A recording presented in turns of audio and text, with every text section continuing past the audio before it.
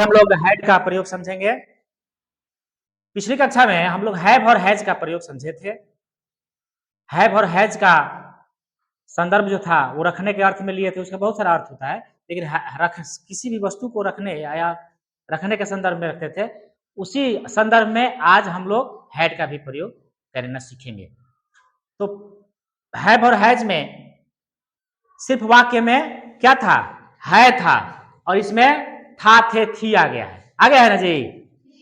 इस संदर्भ में जो काम बीत गया, जैसे वाक्य देखिए, मेरे पास एक गाय थी, मेरे पास एक गाय है नहीं, मेरे पास एक गाय थी अब नहीं है। मैं एक गाय रखता था, मुझे एक गाय थी। अगर इस प्रकार के वाक्य आते हैं, तीनों का अर्थ एक ही होता है, तीनों वाक्य का अर्थ एक ही हुआ। और हैड का प्रयोग लगा करके इस प्रकार के वाक्य बनाएंगे, और ये वाक्य बनाना बिल्कुल आसान है। इधर ध्यान दीजिए, उसमें था कुछ अलग, इसमें कुछ अलग है। इसमें सभी सब्जेक्ट के साथ हैड का प्रयोग करेंगे। इसमें सभी सब्जेक्ट के साथ, फर्स्ट पर्सन सिंगुलर हो, प्लूरल हो, सेकंड पर्सन सिंगुलर हो, प्लूरल हो, थर्ड पर्सन सिंगुलर हो या प्लूरल हो, सभी के साथ हम लोग हैड का प्रयोग करेंगे। बात समझ में आई? समझ रहे हो?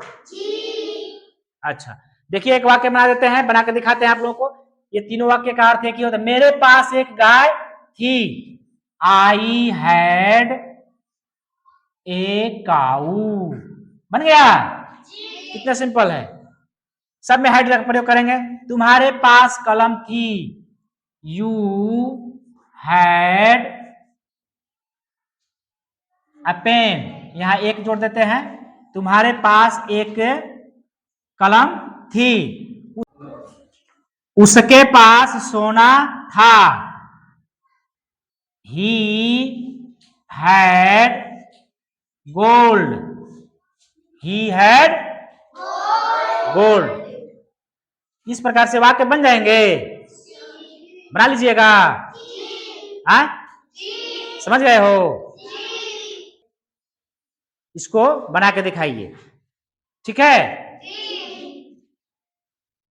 सीता